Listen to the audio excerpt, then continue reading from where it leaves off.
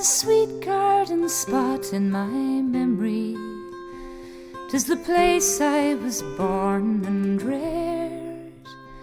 'Tis long years ago since I left it, and return there I will if I'm spared. Nestling on a sleepy hill, the little town of Tulla looks out on the world-renowned musical area of East Clare in Ireland. Shannon International Airport, which has daily flights from Europe and the US, is only 20 minutes away. As Saint-Emilion in Bordeaux is famous for its wonderful wine, the vintage in Tulla is Irish traditional music. It's part of everyday life. It's in the schools, in the pubs, even on the street, and people here talk about it with passion and enthusiasm. Last night's session will be keenly discussed outside the local shop on a Saturday morning. It's fair to say that music defines East Clare. The music of East Clare is pretty well known, I think, all over the world at this stage, and it's been clearly identified as a regional style, along with other regional styles like Slieve Drucker and Donegal and even West Clare and South East Galway.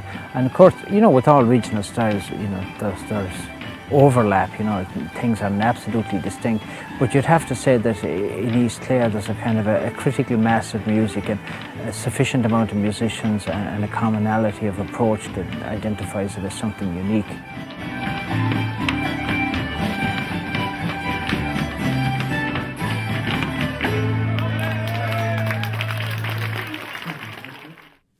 Apart from music, East Clare is a hidden gem. It's a hive of activity, with visitors taking advantage of the beautiful scenic lakes, which are perfect for fishing and for boating. Hill walkers are rewarded with magnificent views, and there's plenty of horse riding and pony trekking opportunities. And for golf enthusiasts, there's a marvellous 18-hole championship golf course. The world-famous stony landscape of the Burren is just a short drive away. The cliffs of Moher rise majestically from the Atlantic Ocean, and the 15th century Bunratty Castle and Folk Village make for a great day out. Guided tours to any of these attractions are easily arranged. And of course, in the evening, the legendary pub sessions are everywhere to be found. Local music is still a treasured part of East Clare culture. Here you'll find that it's a true living tradition, valued by young and old. I think the people of the locality have always taken a great pride in the musicians, and the musicians have felt that, and it has encouraged young people to be musicians. It has encouraged people to be respectful to the music. In a sense, it has nourished it, and I think that's what sets it apart, is that kind of support and nourishment that's been available for the music through the years.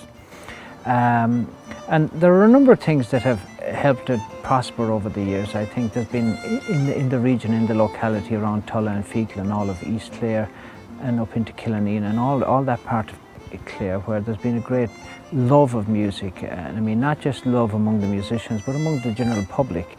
You've had great set dancers, great singers, great support for music, great love. And of course, things like having the Tulla Kelly band, I suppose, that has travelled the world basically in existence, and carrying the name Tulla with it all over the world since 1948 is significant, and it draws attention to the locality, but also having a whole host of great musicians from, Paddy Canny to Martin Brochford to, Vincent Griffin, my father, PJ, and a whole load of musicians like that. And of course now with Mary McNamara and Andrew and all the new younger musicians of the region, it's still continuing to live.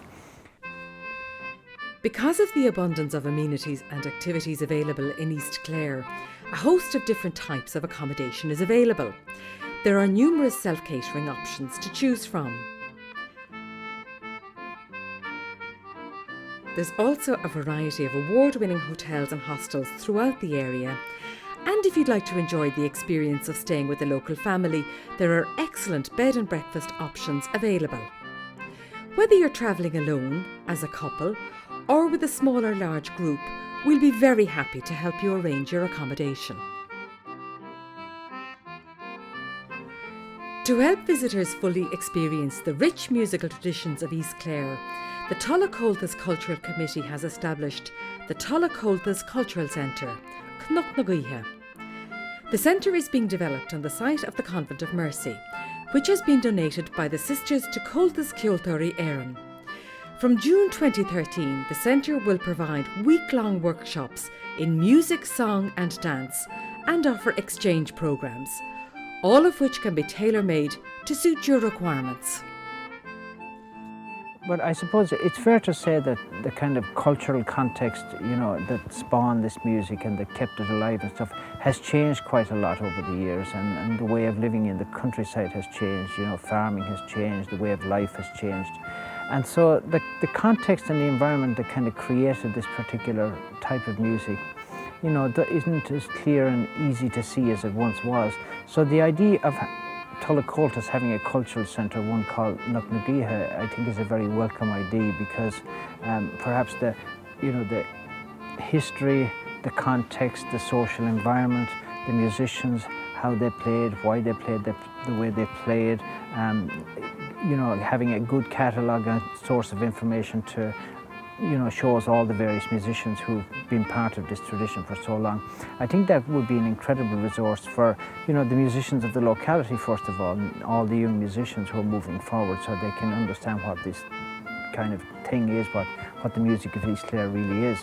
And I also think for people around the world who want to come to one spot and see if they can get a good picture of what this music is about, I think this centre will serve that purpose really well.